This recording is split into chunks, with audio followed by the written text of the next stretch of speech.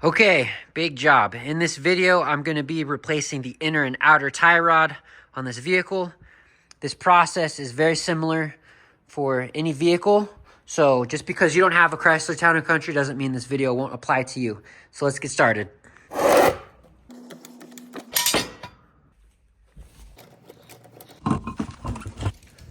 Okay, I'm situated over here on the passenger side. This is your tie rod. The tie rod is broken up into two parts. You have the inner, which is from the nut and back. That's the inner tie rod. And then from the nut forward is the outer tie rod. Tie rods are an important part of your vehicle's steering and handling. It is the component that literally turns the wheel when you turn the steering wheel. So if this is loose and going bad, you're gonna be able to feel depending on how the vehicle handles. An easy way to determine if your outer tie rod is bad on your vehicle is if you can move it this easy by hand, then that's a pretty good indication that it's bad. And typically, if your outer tie rod is bad, your inners are bad as well. When we take this off, you'll be able to see that I almost guarantee that if I lift it, it'll drop. And that's how you know if your inner tie rod is bad also. So I'm gonna walk you through the steps and then we're gonna do them. First step is we're gonna need to take this nut off so that this bolt is open. Then I'm going to try hitting it up with a hammer. If that doesn't work, I'm gonna pop it with a tool, pop it upward so that we can expose this outer tie rod. Then what you need to do is you're going to twist the tie rod off of the rod that's threaded. This is a tricky part. I'll show you how I get it done, but you have to figure out how to immobilize the inner tie rod from spinning as you're trying to crack and wind off the nut and the outer tie rod. So I'll show you some tricks on how I do it. Once you have the outer off, you're gonna count also how many times it rotates so that when you put the new one on your new component, you get roughly the same distance. Then once the outer is off, you're going to remove the boot assembly.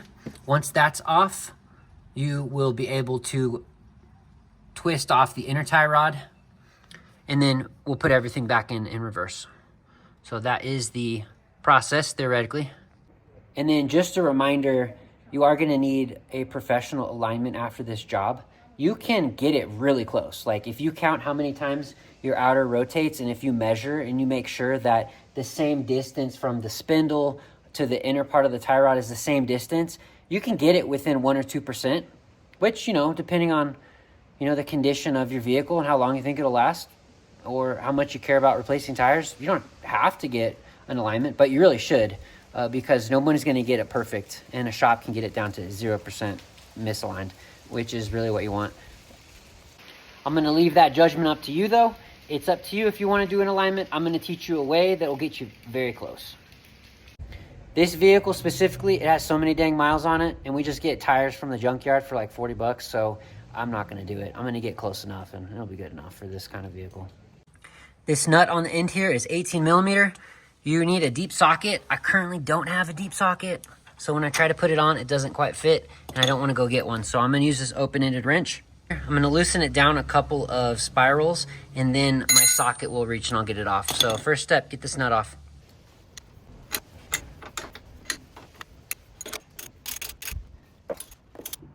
So this might look kind of funny, but this is a technique that you're gonna use a lot on this job. You need a breaker bar, you need more leverage. So this is, you know, what I had in my garage right now from an old job.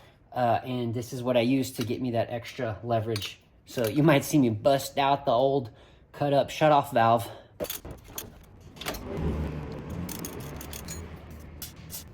Occasionally you may also see me spraying something. This is what I recommend, WD-40. This is the penetrant. Awesome stuff.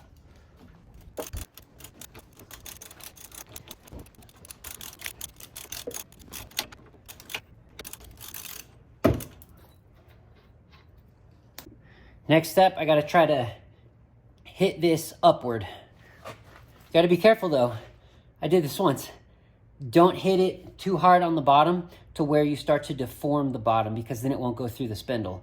And I've done this job 3 times in the last couple days on different vehicles. And I made that mistake on one of the early ones I did. And I actually had to file it off and then bust it through. So just be careful. It's either gonna pop out or not. Don't hit it so many times that you bend the bottom. All right, let's see what happens.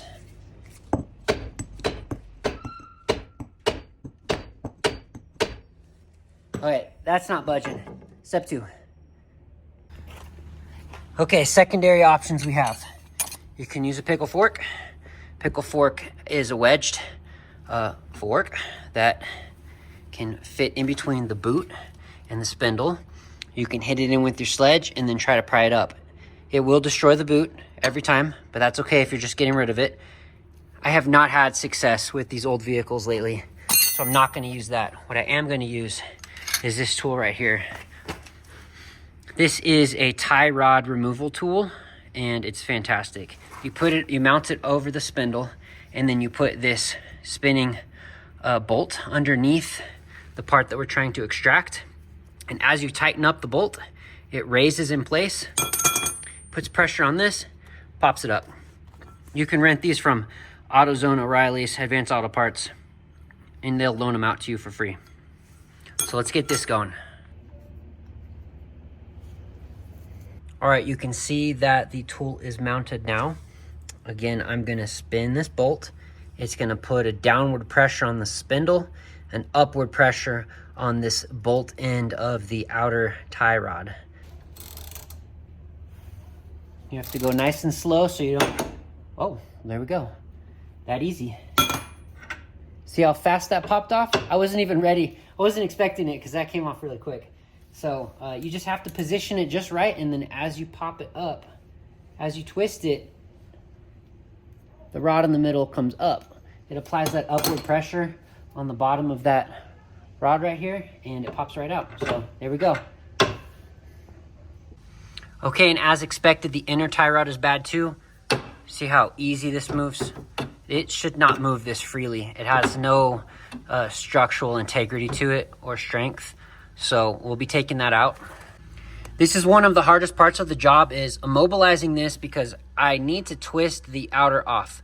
But notice what happens when I twist the outer, it twists the inner, and I get nowhere. So you have to immobilize this and try to crack this nut, try to spin it. Always remember lefty loosey, righty tighty. Right now we want to get this nut higher up, so we're going to be cranking it that way, right. All right, here's the setup that I've landed on. I got a pipe wrench, teeth facing down.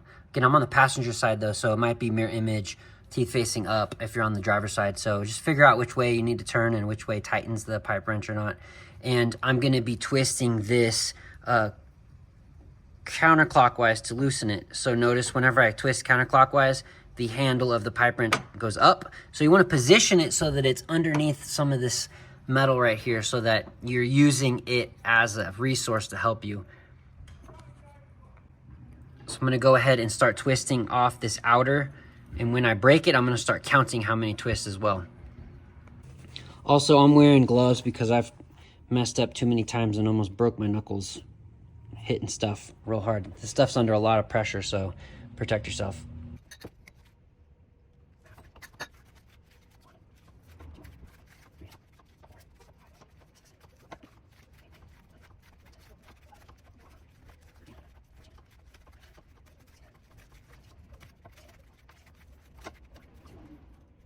Okay, it's off. This is the outer tie rod, 23 times. So that matches the driver's side. Next step is trying to get this nut off. Remember, you have to get this nut off, because if you don't, then you won't be able to get the boot to slide past. So you have to get this nut off, even though you are replacing the full inner tie rod.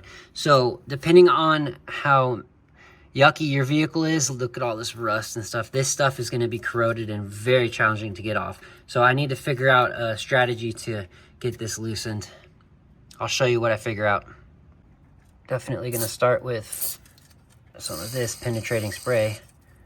Take every little bit of help I can get.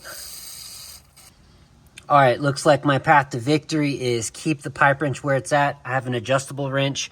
I have a 7/8 socket connected to a socket extension, and I'm going to use that as my breaker bar because it fits really well on.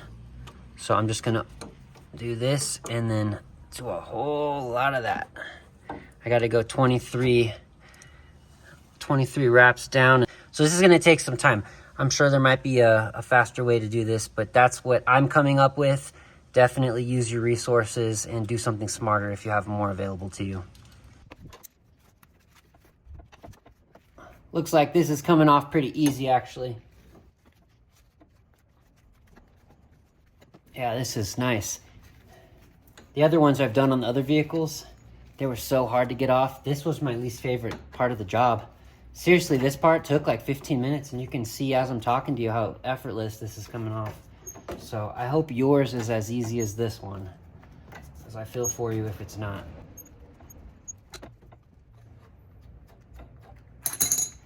All right, inner tie rod nut is off. I'll show you the next step. Okay, use your needle nose pliers. Grab this little, what do you call that, hose clamp. Pull that down, put this somewhere safe. All right, now that the hose clamp is off, you can push this back, and you see that there is a divot in this inner tie rod right here. That's gonna get caught on this boot just about every time you try to do it. So sometimes you can grab the end and pull it real fast past it. Most of the time though, you can't do that, and you don't want to damage this. It's just another part you have to replace. So you will untie it on the back side, which is my next step. And then once you're done with that, then you'll pull the whole assembly forward, and it comes off a little bit easier once you can pull the whole thing forward. So now let's go to the next step. I'm going to go underneath the vehicle and look up. Just a reminder, anytime you go underneath the vehicle, protect yourself, be smart, do the right thing. I have a jack stand and a hydraulic jack primed that's gonna be supporting where I'm gonna be crawling to. Okay, so here's the tie rod. It's gonna be crawling underneath and looking up into the, I guess, the hole of the subframe or chassis, engine well, whatever this is called. I'll zoom out a bit so you can see that there's like this opening right here with the perfect view of what we're going for. So there's the boot that we took the hose clamp off right there. And when you go back here, there's another hose clamp that connects to this line. And there's gonna be one of those one-time use wire clamps that we're gonna break that off and use something else. So first step, take this off with your needle nose pliers.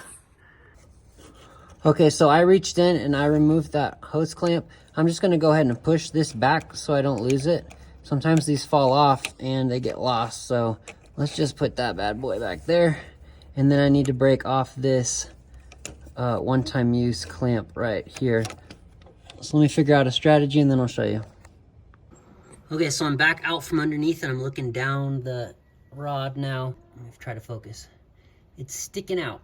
That's where it clips it in. So I'm gonna put a screwdriver, the head of a screwdriver right there, and hit it with a hammer and pop it loose.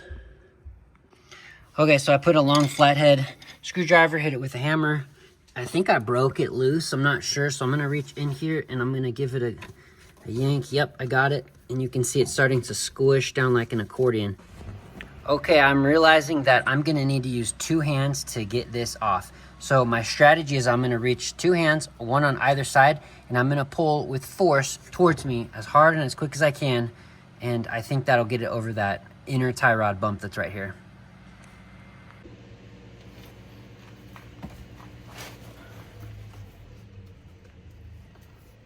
Okay, I got it in my hands, and 1, 2, 3. Okay, came right off. Kind of deformed it a little bit, but I think I can push it back with the end of a screwdriver. Yep. Okay, and then this is what that single-use metal clip looked like that I was telling you I hit with the screwdriver. So they crimp these on in the factory, and they are just about one-time use. I'm not going to be able to use this again, so I'll probably replace it with maybe a metal hose clamp or a zip tie. Just going to get this clamp off. This is what it looks like. And then this is our boot. So save this, put this to the side, keep it safe. Okay, and now we have our first look at our inner tie rod that's stripped down. So first thing we can see is looking in there, it looks pretty rough. All the grease is worn out, looks discolored.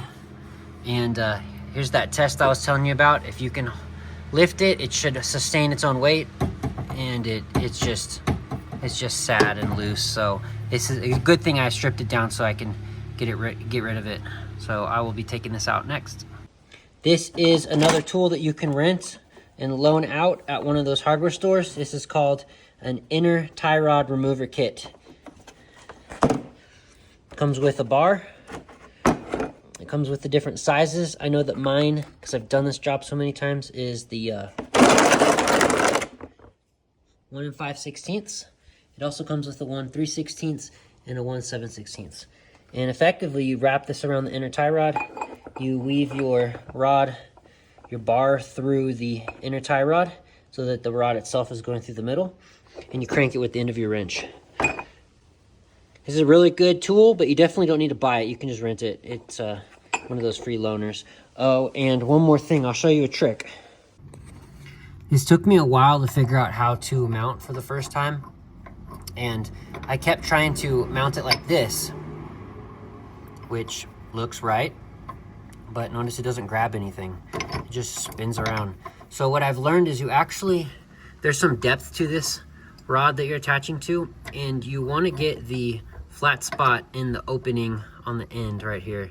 So I'm gonna find that flat spot like this.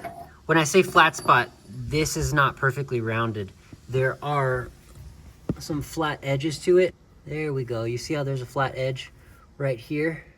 There's a flat edge right here. It's like a hex.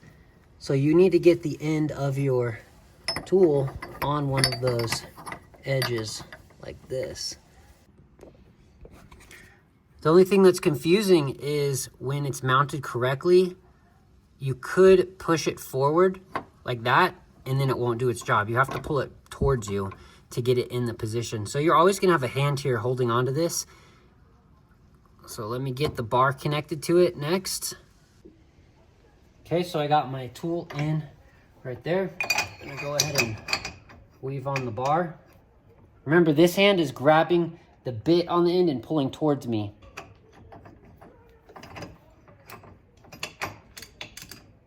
And this is another tool that I was using where there's a lot of force, and I was trying, and then I finally got it in my hand, smacked something really hard, and I was just like, so that is why I wear gloves doing this part too, because there's a lot of mean stuff down here. Okay, so left hand's gonna pull the bit towards me so I'm positioned correctly. I'm in the right position. I'm not pushing forward, and so now I'm going to try to twist. I don't like the position of my wrench. I want it to be right here, so I'm going to lock it in. Double check everything, and now I'm going to put full force into twisting. But careful not to punch myself in the face. I did that once. Okay, got it broken. Go ahead and disassemble everything. Gonna go ahead and take everything off. Then I'm gonna go ahead and unscrew the inner tie rod. You don't have to count how many times this goes on because tight is tight. This is what the inner tie rod looks like. Keep track of this piece. It's important to have the same spacer as before. This is comparing my new versus my old inner tie rod. Right is the old one, of course. Left is the new one. Not only do you see a difference in the packed grease, but the components inside are also not going to be worn and broken down. Okay, got my tie rod. Gonna go ahead and put my spacer that matches the same size as the other one. Gonna get that back on. Got some Loctite. Gonna go ahead and spread that on the threads here. Came with the component.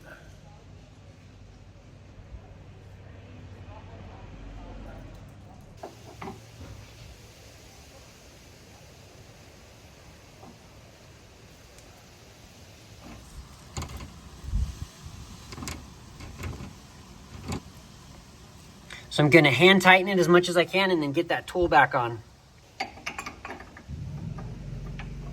Don't forget to take the nut off.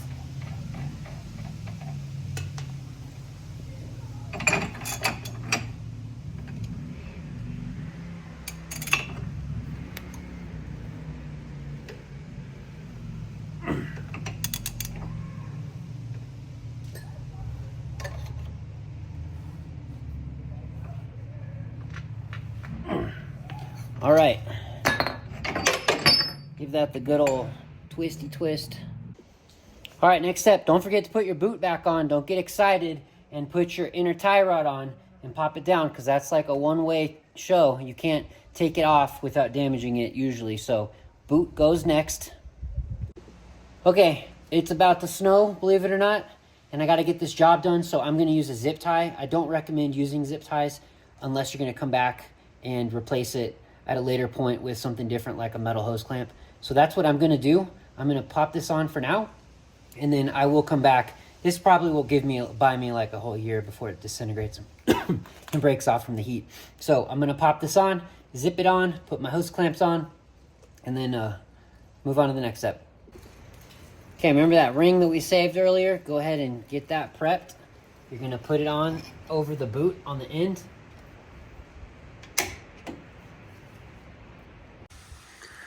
Okay, underneath and looking at it again, get your line straightened out and prepped so that you can connect it together.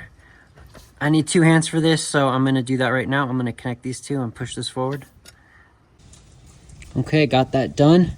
Next step, remember I had that little clamp tucked away, so I'm going to go ahead and, again, I need 2 hands, so I'm going to open that clamp up and put it on right here so that it can hold it tight. Okay, that is on nice and secure. Now I'm going to wrap my zip tie around. This is where you'll likely want to put some type of metal clamp or tie. Okay, zip tie has been added. On to the next step. All right, go ahead and take your nut and spin it on. I know mine needs to be at least 23 threads deep. Also, while we're looking at the inner tie rod, notice the difference between the old one and the new one. Just how a new one should be. This is my new outer tie rod. It's got a castle nut on the bottom. I'm going to go ahead and remove that.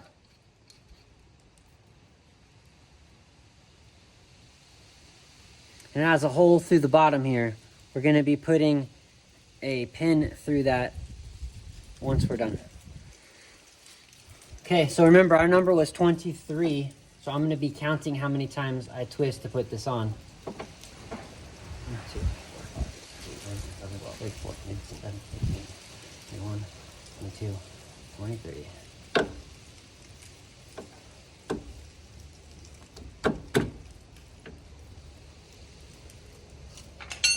All right, there's 23.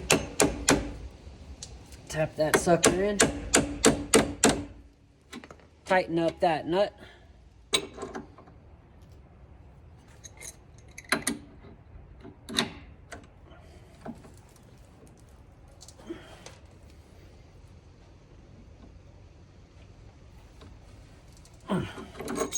Okay, that is as tight as it needs to be. And then look at the difference of this outer tie rod. I cannot even move that sucker with my hands. That is, dang. Okay. All right, so we got our setup here. This is the new outer tie rod. Tapped it down so that the bushing is, a little bit compressed, and I got enough threads to get my castle nut on. I will tighten that castle nut, and that will compress it deeper. I'll do that until it feels like it's enough. So I got my brand new outer tie rod screwed into my inner tie rod 23 times. I have this nut tightened down, and I got my boot assembly on, and the inner tie rod is tight. So next step, let's start winding this up.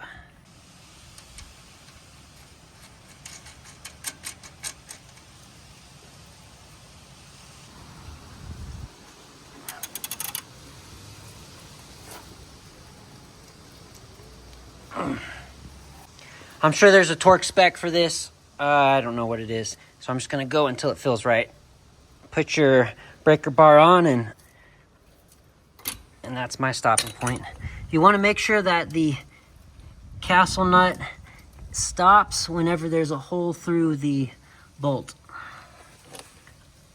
If you don't have it, you're gonna need to twist it a little bit more.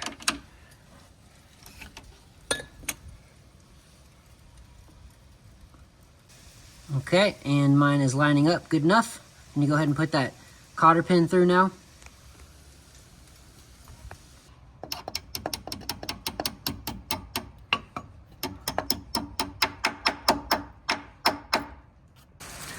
twist that up and lock it in. And this came with one little final piece.